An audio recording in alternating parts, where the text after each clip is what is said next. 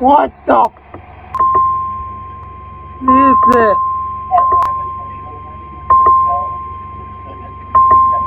Oh, you're bullshitting me.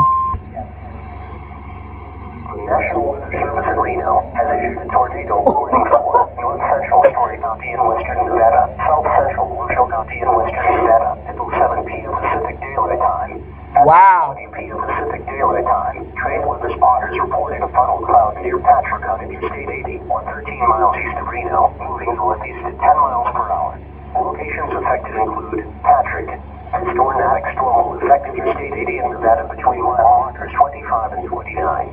When a tornado warning is issued, based on My first tornado warning. strong rotation has been detected in the storm. A tornado may already be on the ground or is expected to develop shortly. That escalated quickly. Oh, Washoe County, take cover now. That funnel may touch down anytime. Shit.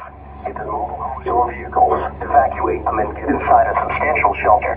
If no shelter is available, lie flat on the nearest bench or a cold spot and cover your head with your hands. Shit.